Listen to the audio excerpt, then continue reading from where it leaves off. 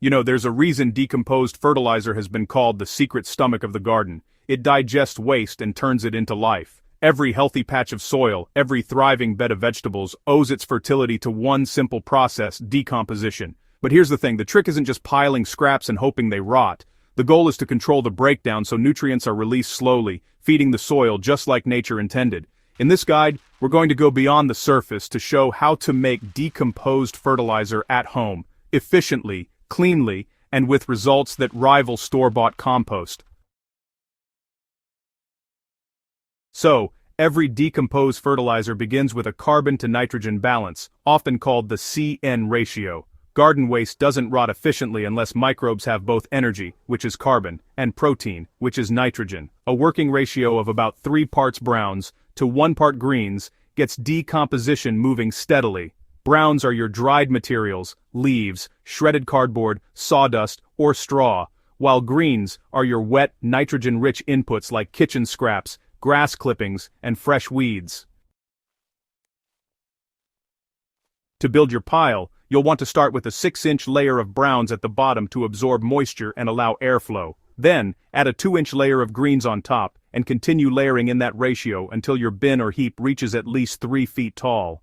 That depth is critical because decomposition needs internal heat to break down lignin and cellulose. A small thin pile won't heat properly. If you maintain this structure, you'll start noticing warmth within days, a clear sign that microbes are at work.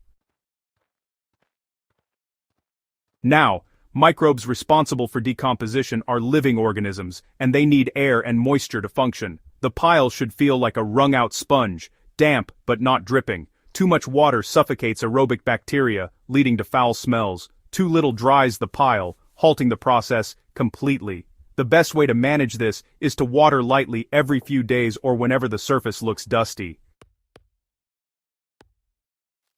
Aeration comes from turning the pile or layering it loosely enough that air can circulate. If you're working in limited space or maybe just prefer low-effort composting, you can poke vertical holes through the heap using a stick or metal rod instead of turning. This allows oxygen to reach the deeper layers. In the tropics or warmer regions, turning once every 10 to 14 days keeps things active. Cooler climates may only need monthly turning since decomposition slows naturally with temperature. While decomposition happens naturally, jump-starting the process with microbial boosters can dramatically speed results. Traditional gardeners used old compost, cow dung, or partially decomposed soil from the previous season as inoculants. These contain bacteria and fungi that break complex organic matter into humus. If you're working from scratch, mix 1 bucket of mature compost or manure into every 10 buckets of fresh waste. Alternatively, a diluted solution of molasses, 2 tablespoons per liter of water, sprayed on the pile once a week feeds beneficial microbes with simple sugars. This keeps decomposition aerobic and prevents anaerobic rot. For even faster action, some gardeners use a slurry made from fermented kitchen scraps blended with water. Essentially, a liquid microbial culture that wakes up a dormant pile within days. Decomposed fertilizer follows a pretty predictable temperature curve. During the first week, internal temperatures can climb between 55 and 65 degrees Celsius, or about 130 to 150 degrees Fahrenheit, as microbes multiply rapidly. This phase actually sterilizes the pile, killing off pathogens and weed seeds. Then, as available sugars and proteins are consumed, the heat drops gradually, signaling the transition to curing.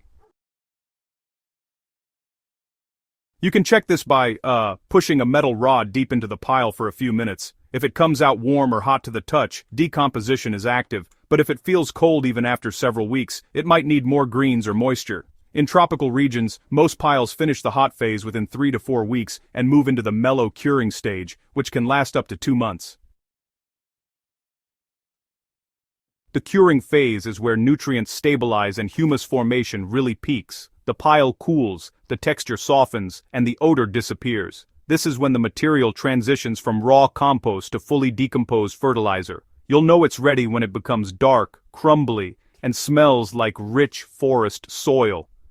At this stage, nitrogen has been converted into stable organic compounds that won't burn roots or attract pests.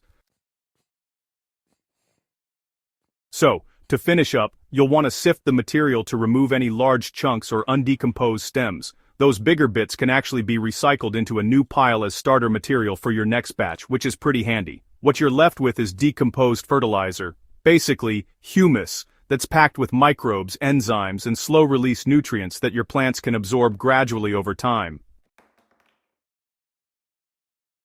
To use it effectively, just mix 1 part decomposed fertilizer with 2 parts native soil before you start planting. This keeps the nutrient density balanced and helps roots establish themselves without any shock. For beds that are already established, go ahead and spread a 1-inch layer over the soil surface and lightly fork it in. Make sure to water well afterward to activate all that microbial life and pull nutrients right down into the root zone.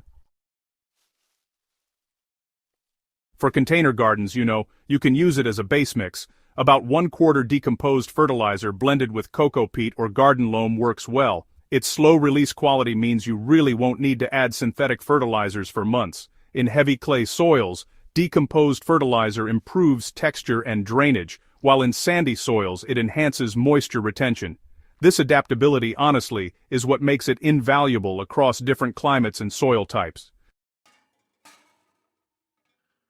When gardeners learn how to make decomposed fertilizer at home, they stop relying on packaged inputs and start understanding real soil cycles. What begins as waste, becomes wealth.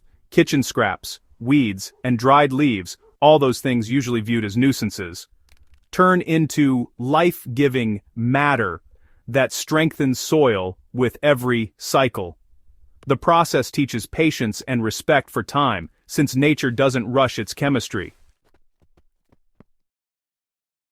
Every scoop of decomposed fertilizer you create carries billions of microbes ready to feed roots, fix nitrogen, and build soil structure. That's honestly more valuable than any store-bought mix because it's tailored to your environment, your waste, and your garden's rhythm.